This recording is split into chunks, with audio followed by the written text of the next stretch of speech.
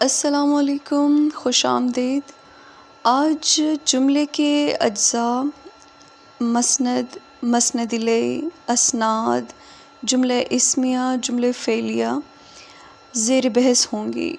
آج ہم سمجھنے کی کوشش کریں گے کہ قواعد کے حصے میں جملے کی کیا اہمیت ہے، پھر جملے کے جو مخصوص اقسام ہے یا اجزاء ہے یا حصے ہیں، یہ کیوں سمجھنا ضروری ہے۔ جملے اسمیہ و فعلیہ کی جانب بڑھنے سے پہلے ہمیں یہ سمجھنا ضروری ہے کہ جملہ کیا چیز ہے۔ آپ سب جانتے ہیں کہ الفاظ کا وہ مجموعہ جو ایک مکمل مفہوم دے جملہ کہلاتا ہے۔ پھر ہم سمجھیں گے، آگے ہم پڑھیں گے کہ جملے کے اجزاء کتنے ہیں، پھر ان اجزاء کے نام کیا ہے، ان کا آپس میں تعلق کیا ہے، اور آگے پھر اس کی اقسام کیا ہے۔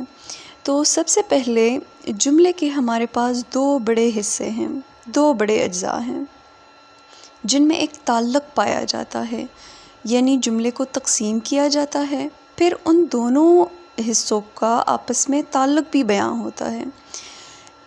یہ کلام کو پورا کرنے کے ساتھ ساتھ سننے والے کو مکمل مفہوم دیتا ہے۔ جو جملے کے دو بڑے اجزاء ہیں، ایک حصہ جس میں کسی بھی شخص یا چیز کے بارے میں کچھ کہا جائے تو اسے کہتے ہیں مسند الیہ، اور جو کچھ کہا جائے خواہ وہ اس کی کوئی خصوصیت بیان کرنی ہو، اس کی کوئی حالت بیان کرنی ہو، تو اس کو کہتے ہیں مسند، یعنی جس شخص یا چیز کے بارے میں کہا جائے وہ مسند الیہ ہے، اور جو کچھ کہا جائے اسے کہتے ہیں مسند۔ پھر ان دونوں کے تعلق کو، یعنی مسند اور مسند الیہ کے تعلق کو اسناد کہتے ہیں۔ مثلاً مثالوں سے آپ کو میں واضح کروں گی کہ ایک مثال ہے، اسما خوبصورت ہے۔ اب یہ جو اسما ہے یہ کوئی شخص ہے، خوبصورتی جو ہے اس کے بارے میں خبر ہے یا اس کی خصوصیت بیان ہوئی ہے، تو خوبصورت کیا ہے ہمارے پاس، وہ مسند ہے، اسما مسند الیہ ہے۔ ایک اور مثال سے آپ کو واضح ہوگا، سحر قابل ہے، طوبیٰ شرارتی ہے۔ اب مندرجہ بالا مثالوں میں طوبیٰ، اسما، سحر، مسند الیہ، جبکہ خوبصورت ہونا، قابل یا شرارتی یہ مسند ہے، کیونکہ ہمیں یہ اسم کے بارے میں خبر دے رہا ہے، یہ مسند ہے۔ آگے ہم جملے اسمیہ کی جانب آتے ہیں۔ جملہ اسمیہ جیسے نام سے ظاہر ہے اسمیہ، تو اسم کے ساتھ اس کا تعلق ہے۔ اب ایک مخصوص جملہ جس کو جملہ اسمیہ کہیں گے، ہم وہ سمجھنے سے پہلے اسم کو جانتے ہیں کہ اسم ہمارے پاس کیا چیز ہے۔ تو جیسے آپ سب جانتے ہیں کہ اسم کسی بھی شخص، کسی چیز، کسی جگہ، کسی کیفیت، کسی حالت کے نام کو اسم کہتے ہیں۔ جیسے مختلف نام ہو سکتے ہیں، مروہ، کنزہ، حفصہ، کسی چیز کا نام ہو سکتا ہے، کرسی، میز، دیوار، پنکھا، یا کسی حالت کا نام، کسی کیفیت کا نام جیسے خوشی، غمی۔ اس طرح کے یہ سارے لفظ جو ہیں یہ ہمارے پاس اسم کے زمرے میں آتے ہیں۔ جملہ ہم پہلے سے جانتے ہیں کہ کسے کہتے ہیں۔ اب جملے اسمیہ کو سمجھنے کے لیے ہم پہلے جو ہم نے دو اجزاء پڑھے جملے کے، یعنی مسند اور مسند الیہ، جملے اسمیہ میں ہمارے پاس مسند اور مسند الیہ دونوں اسم ہوں گے، یعنی کہ جو جس چیز کے بارے میں کہا جائے گا وہ بھی اسم، جو کہا جائے گا وہ بھی اسم ہوگا، اور اس کے علاوہ جو جملے کا حصہ بچتا ہے وہ ہمارے پاس فعل ناقص ہوگا۔ فعل ناقص کو ہم آگے سمجھنے کی کوشش کریں گے، فی الحال ہم جملے اسمیہ کو سمجھنے کی کوشش کرتے ہیں۔ جس جملے میں مسند الیہ اور مسند دونوں اسم ہو اور فعل ناقص آئے اسے جملے اسمیہ کہا جاتا ہے۔ یہ جملے اسمیہ کی تعریف ہے۔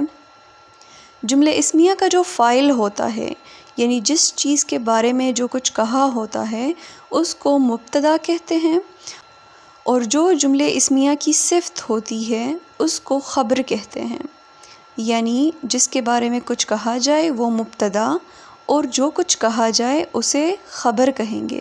اگر ہم جملے کی تقطیع کریں، یعنی فقط جملہ سمجھیں، تو پھر جس چیز کے بارے میں جو کچھ کہا جائے وہ ہمارے پاس مسند الیہ ہوگا، جو کچھ کہا جائے اسے مسند کہیں گے۔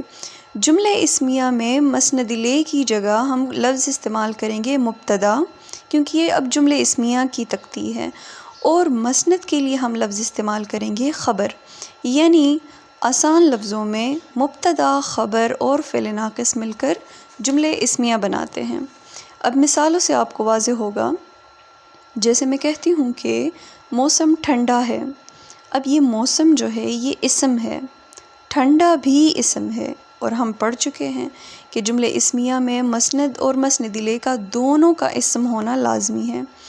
ایک اگلی مثال ہے کہ اقرا ذہین ہے، اب اقرا بھی اسم ہے، ذہانت ذہین ہونا بھی اسم ہے۔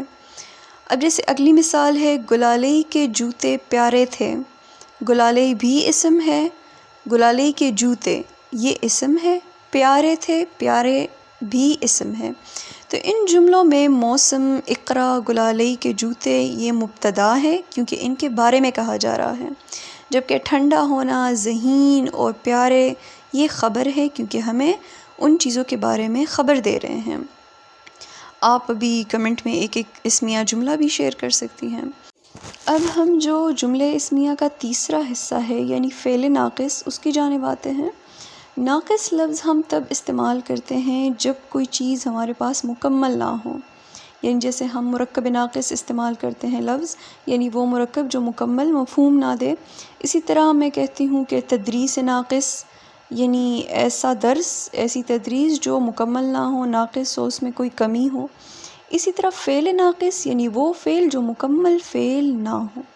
اب اس میں جس طرح میں نے مثالیں پیش کی کہ موسم ٹھنڈا ہے، اقرا ذہین ہے، گلالئی کے جوتے پیارے تھے، تو اب یہ جو موسم ہے اس کی نشاندہی میں نے کی کہ موسم کیا ہے، وہ مبتدا ہے، ٹھنڈا میں نے بتایا کہ کیا ہے، وہ خبر ہے، لیکن کیا بچ گیا، ہے حرف جو ہے وہ بچ گیا۔